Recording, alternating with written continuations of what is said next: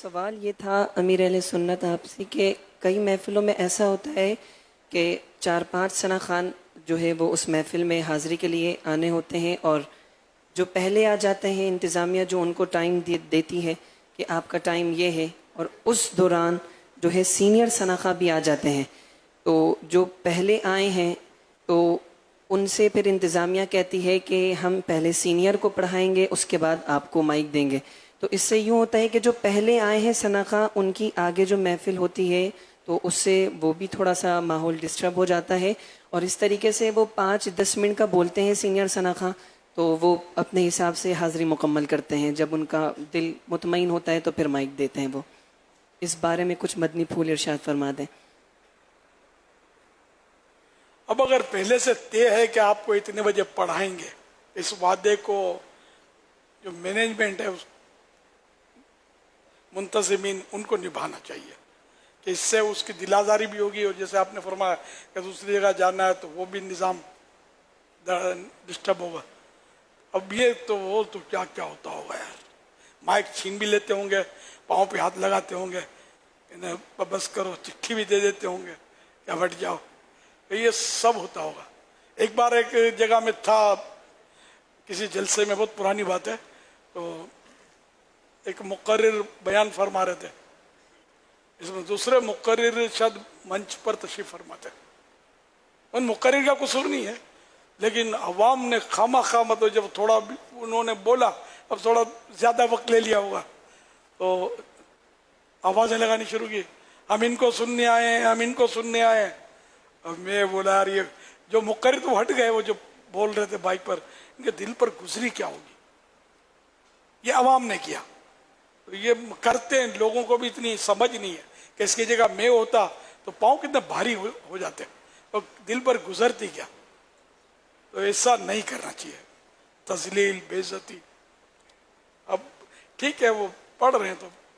پڑھنے دیا جائے، یا کوئی ایسی حکمت عملی ہو کہ وہ جس سے ان کو تکلیف نہ ہو، ہے مشکل تو اس لیے ان کو ٹائم دے دیا جائے نا، جیسے کہ آپ کا ٹائم 5 منٹ ہے، آپ کا 12 منٹ ہے، اب یہ اس ٹائم سے متجاوز ہوں، بڑھیں آگے، تو پھر ان کو میرا خیال ہے چٹھی پیش کی جائے کہ آپ کا وقت پورا ہو گیا۔ یہ پھر بھی کچھ مہذب طریقہ ہے، تو اس کو بھی ہوگا یار مجھے کہا تو اتنی دیر، یا آپ کو اتنی دیر دی تھی، 5 منٹ دیے تھے اور 7 منٹ ہو چکے ہیں، اتنا دے تو سمجھ جائیں گے۔ لیکن یہ کہ اصل محفل دیکھ کر، پھر محفل کا رنگ دیکھ کر جوش بھی آتا ہے، گھڑی بھی مطلب یعنی کہ رک جاتی ہے، اور بندہ وہ پرواز کر رہا ہوتا ہے بادلوں میں محفل دیکھ کر۔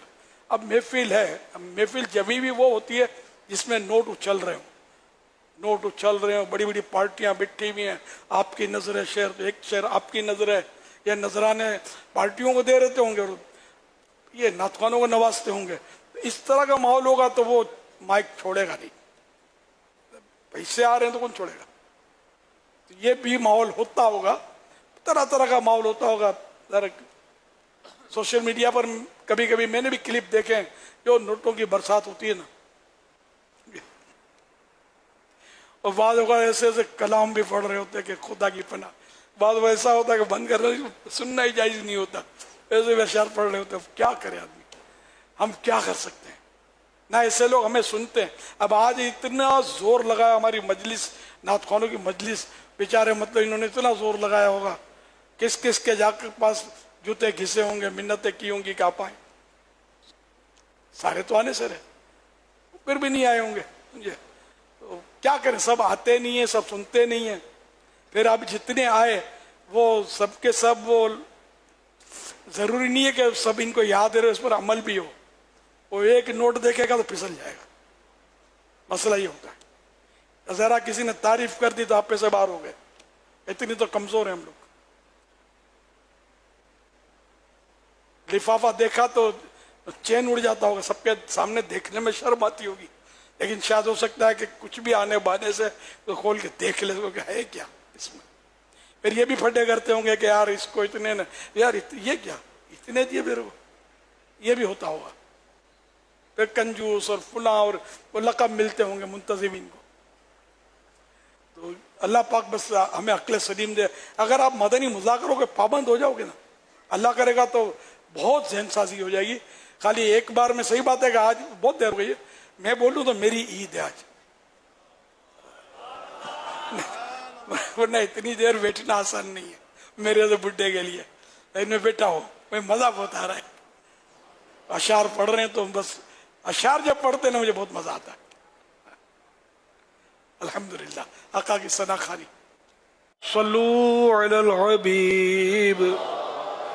صلی اللہ علی محمد.